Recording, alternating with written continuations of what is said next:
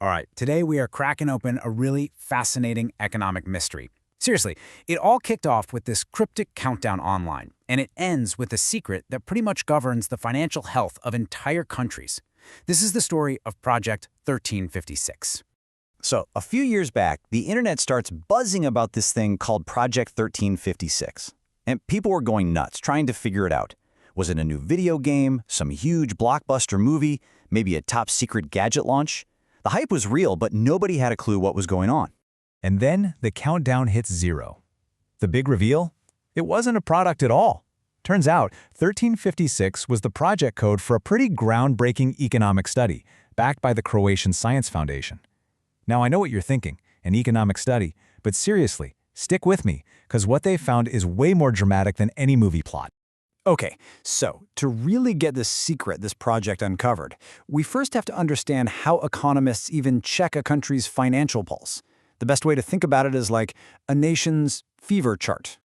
The key thing to watch on this chart is something called the sovereign spread. It's basically the extra interest a country has to pay to borrow money compared to a super safe country, like Germany. It's kind of like a nation's credit score. The higher that spread, the more risk investors are seeing, so they charge more interest. Simple as that. Now, here's where it gets interesting. This is the key. Most people, even economists, focus on the risk level, the actual temperature on that fever chart. Is it high? Is it low? But the researchers behind Project 1356 looked at something totally different, risk volatility. It's not about how high the fever is, but how much that line on the chart is shaking and jumping around. That turbulence, that's the real secret. And listen, this isn't just some minor academic detail. The study says it flat out. This variance, this shakiness, is the true reason why countries can just spiral into a full-blown debt crisis. It's the economic earthquake, not just the high temperature, that causes all the damage.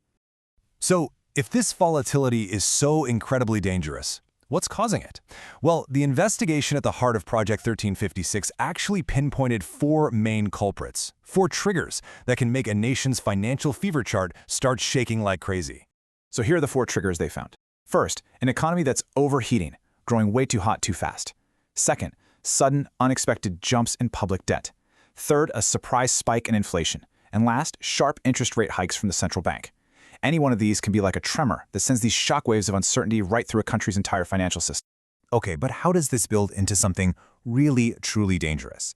Well, when one of those triggers gets pulled, that volatility doesn't just, stay as a number on a chart. It actually kicks off a vicious, real-world cycle.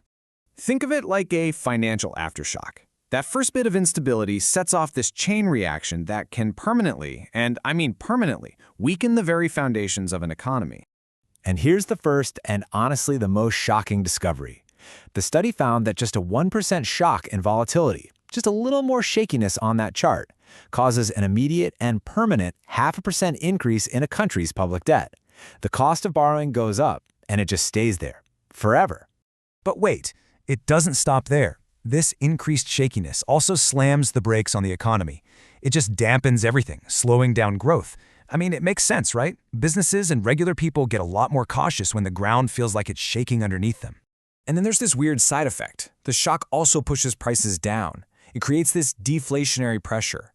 Now, that may sound like a good thing, but it's usually a really bad sign of a struggling economy, where people just aren't buying stuff. So, let's put it all together. This is the feedback loop. Higher volatility means more debt.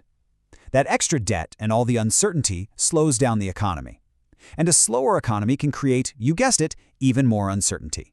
It feeds on itself, creating this trap that is incredibly hard to get out of. Which brings us to the final reveal, the big revelation of Project 1356, the secret that was basically hiding in plain sight in all this economic data. Here it is. The big secret is that for years, policymakers have been obsessed with the level of risk, just keeping that fever number down. But what this research proves is that they might be aiming at the wrong target. The real goal shouldn't just be low risk, it should be stability. A steady, predictable economy, even one with a slightly higher risk level, is so much healthier than a low-risk economy that's prone to these violent swings. And the authors of the study leave us with this pretty stark warning. They say policymakers have to pay closer attention to this turbulence.